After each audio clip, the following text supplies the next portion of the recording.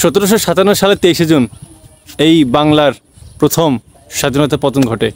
আবার 2024 সালের 23শে জুন বাংলাদেশের ভেতর দিয়ে ভারতের রেলপথ দিয়ে বাংলার আবার নতুন করে স্বাধীনতার পতন ঘটল। এই যে এত বড় একটা ইস্যু, যেখানে তিস্তা চুক্তি হলো না ভারতের সাথে, যেখানে সীমান্ত হত্যার কোনো কথা হলো না, আর অথচ ভারতের করিডোরের ব্যবস্থা বাংলাদেশের ভেতর দিয়ে ঠিকই করে দেওয়া হলো। এত বড় একটা ইস্যু কোনো মিডিয়াতে আছে? কোনো মিডিয়া এই বিষয়ে কোনো কথাবার্তা বলছে যে কেন হলো না, কবে হবে? কোনো মিডিয়ায় নেই। আমি গত 2 দিন থেকে শুধু এই বিষয়গুলো শুধু দেখতেছি যে কোন মিডিয়া কি কথা বলতেছে। কোনো মিডিয়া কোনো কথা নেই, শুধু কি আছে তুফান, এই সিনেমা ওই সিনেমা, এই মানে এই যে এই মিডিয়া এই নায়কে এই কথা বলছে। আমার তো নায়ক নায়িকা সব জারজ। এই মিডিয়া আমার কাছে মিডিয়ার লোকজন মানে সব জারজ। এই জারজ হচ্ছে যারা মিডিয়া জগতে অভিনয় করে এরা এক প্রকার জারজ, আর এই যে সাংবাদিক তোদের উদ্দেশ্যে বলছি, এরা হচ্ছে আর এক জারজ। এদের কোনো লজ্জা শরম আছে? এদের কোনো নৈতিক বোধ আছে? এরা যে দেশের জন্য যে কাজ করে এদের এদের মধ্যে কোনো ভালোবাসা আছে দেশের প্রতি? সবগুলো এই জারজরা প্রত্যেকে হচ্ছে রয়্যাল এজেন্ট। এরা প্রত্যেকে ভারতের দালাল। এদের কাছে দেশপ্রেম বলতে কোনো কথা নেই। এদের কাছে টাকা মানে টাকা। এদের কাছে মনে হয় এই যারা নারীরা আছে এরা হচ্ছে অন্যের কাছে, ওই দাদাদের কাছে গিয়ে শরীরটাকে বিলিয়ে দেয়, আর পুরুষরা এরা হচ্ছে অন্যান্য নারীদের, এদের সহকর্মীদের হচ্ছে মানে চুষে খায়। এদের হচ্ছে অবস্থা। সো এরা দেশ কেন কখন ভাববে? এদের কাছে ওই তো রাত প্রতি 500 টাকা 1000 টাকা দুবাই নিয়ে যাওয়া, থাইল্যান্ডে গিয়ে লাগালাগি, এদের কাছে এগুলো হচ্ছে সাংবাদিকতা, হচ্ছে এগুলোই এদের কাছে ভালোবাসা আসলে করা যায় না। আমি আশ্চর্য হয়ে যাই, এত বড় একটা ইস্যু কোনো মিডিয়া কোনো মাথা ব্যথা নেই। আর যারা কী ধরনের কাকা করে ওদের বক্তব্য তুলে ধরতেছে, না এটা এরকম না, এটা এরকম না, লজ্জা শরম আছে এদের বলে লজ্জা শরম আছে। আর আমাদের দোষ যদি বলি, আর আমরা তো ধোয়া তুলসী পাতা না, দোষ তো আমাদেরও কম না। এই যে আমাদের যুব সমাজ এতগুলো যে আছে, কারো কোনো ভ্রুক্ষেপ আছে এই বিষয়ে? কারো কোনো কথা আছে? অথচ আমরা এটাকে নিয়ে ট্রল করতেছি, এটাকে নিয়েই মজা করছি। কিসের রাসেল ভাইপার, কিসের কি, শুধু এগুলো নিয়ে ট্রল।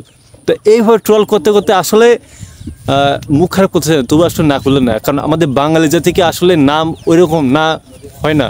তো একটা বাংলাটা কথা বলে যে যারা সচেতন হয় না তাদেরকে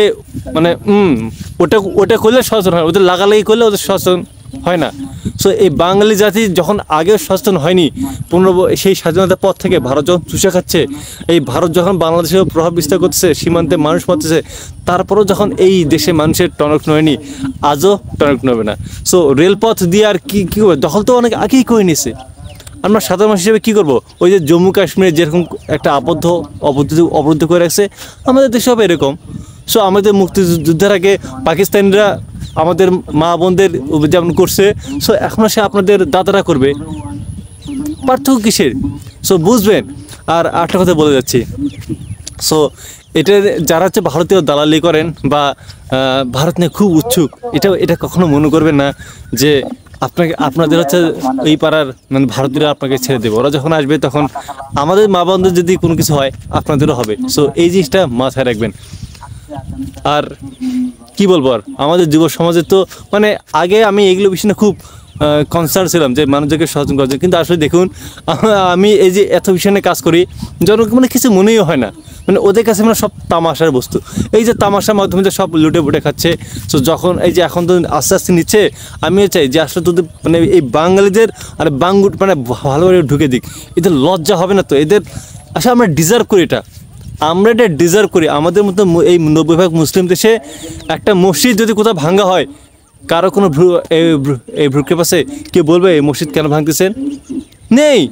বুয়েটের মধ্যে একটা জায়গায় মন্দির হচ্ছে, ঠিক আছে মন্দির হোক, অথচ সেখানে যে একটা ধর্মীয় কার্যকলাপ যদি হয় ওটাকে জঙ্গি সাজিয়ে বাতিল। সো ইসলাম ধর্মটাকে এই 90% একটা দেশে, যে দেশে 90% ইসলাম একটা কান্ট্রি, সেই দেশে ইসলামিক অনুশাসন পালন করলে তাদেরকে জঙ্গির ট্যাগ দেওয়া হয়, সেটা মিডিয়াতে প্রচার করা হয়। এই বিষয়ে কেউ কথা বলতে চায় না। সো আপনাকে বুঝতে হবে যে দেশটা আসলে ইসলামিক কান্ট্রি আছে কিনা। সো সব দিক দিয়ে বাধা, আপনি মোকাবেলা করবেন কীভাবে? প্রত্যেকটা কাছে রয়্যাল এজেন্ট, প্রত্যেকটা জায়গায় কোনো কিছু হলে ধরে। দেশের প্রশাসন থেকে শুরু করে আর্মি, সেনা, সব জায়গায় আপনার রয়্যাল এজেন্ট ঢুকে গেছে। আপনি কথাটা বলবেন কী হবে? তো আসলে নতুন করে বলার কিছু নেই, বা আমাদের দেশটা তো শেষ হয়ে গেছে আগে। সো এখন হচ্ছে নতুনভাবে তখন কাছে একভাবে চুষে তখন একভাবে লাগাইছে, এখন হচ্ছে আরেকভাবে লাগাবে, সমস্যা কী? তাই না? লাগালাগিতে আমাদের স্বামী স্ত্রীর সম্পর্ক না, তো আমাদের স্বামীরা কি লাগাবে না? শুধু কি একদিকে কি লাগানো যায়? অন্য দিক দিয়ে লাগাবে, এভাবেই চলবে, এইভাবেই এইভাবে চলছে। সো এখন হয়তো আমাদের এই বাংলাদেশ হয়তো কবে একদিন নাম চেঞ্জ হবে। নাম চেঞ্জ হয়ে কী হবে? যে কোনো একটা অঙ্গরাজ্যের নাম হয় ভারতের। সো এগুলো নিয়ে আসলে এখন চিন্তা আর করি না, কারণ এগুলো হবে, বাস্তবতা, এগুলো হয়তো যাচ্ছে। এখন আমাদের দেয়ালের পিঠ ঠেকে গেছে, এখন ডু অর ডাই, হয় যুদ্ধ করতে হবে, না হলে মারা যেতে হবে, তাছাড়া আর কোনো উপায় নেই।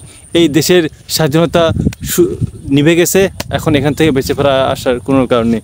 হয়তো কবে হয়তো নিজেও মারা যাব, এবার জানি না যে আসলে আমাদের প্রজন্মকে আমরা কী রেখে যাচ্ছি। তবে এটা ঠিক যে আমাদের পরবর্তী প্রজন্ম আমাদের যদি দেখে, আমাদের বলবে যে আমরা হিজড়া, আমাদের বলবে হিজড়া। কারণ হচ্ছে আমরা পুরুষত্ব কি শুধু কি ওই যে থাকলে কি, মানে একটু দাঁড়ালেই কি ওটা একবার পুরুষত্ব? শালা কা পুরুষ, লজ্জাহীন। আমাদের বাংলাদেশের মানুষের এই পুরুষদের উচিত চুরি পরে ঘরে বসে থাকা। আমরা যেরকম মেন্টালিটি, আমাদের পুরুষের কোনো যোগ্যতা নেই, হিজড়ার চাইতে আমরা জঘন্য। যারা প্রতিবাদ করে না, যারা অন্যায় দিকে চুপ খেয়ে থাকে, এদের পুরুষের কোনো যোগ্যতাই নেই। এরা হচ্ছে হিজড়ার চাইতে নিকৃষ্ট এই বাংলাদেশের প্রত্যেকটা পুরুষ। তো খুবই খারাপ লাগে জানেন, খুবই। আমাদের পরবর্তী প্রজন্মের জন্য আমরা এই দেশটাকে স্বাধীন করে রাখতে পারিনি, এটা হচ্ছে আমাদের জন্য আফসোস। যাই না যে আমাদের পরবর্তী প্রজন্মে আমাদের মা বোনদের কী অবস্থা হবে, আমাদের সন্তানদের কোন অবস্থা আমরা রেখে যাচ্ছি। তবে যারা এই দেশের মানুষের সাথে বিশ্বাসঘাতকতা করে আমাদের এই দেশের স্বাধীনতা নষ্ট করছে, একদিন তাদেরও যেন মা বোনদের, তাদের যেন সন্তানদের যেন ঠিক একই পরিণতি যেন হয়, তাদেরকে যেন আল্লাহ তাআলা আগে পাকড়াও করে। আমরা সাধারণ মানুষ, আমরা খেটে খাওয়া মানুষ, আমরা নতুন করে কী আর বলবো। যাই হোক, ভারতে সব কিছু আমাদের দেশে চলতেছে, ভারতীয় পণ্য, ভারতীয় সিনেমা, সব জায়গাতে শুধু ভারতীয় নাম ডাক, সব পুরো বাংলাদেশে আনাচে কাছে শুধু ভারতীয় প্রোডাক্ট। সো নতুন করে আসলে বলা কিছু নাই। ভারত আগেই বাংলাদেশকে শেষ করে দিয়েছে, এখন নতুনভাবে শেষ করে দেবে হয়তো। শুধু এখন আগে হচ্ছে সার্বভৌমত্ব মানে আনঅফিসিয়ালি বাংলাদেশ দখল করছে, এখন হয়তো অফিসিয়ালি কোনোভাবে দখল করে নিয়ে শোষণ করবে। এটাই, আপনার আমার করার কিছু নেই, আফসোস।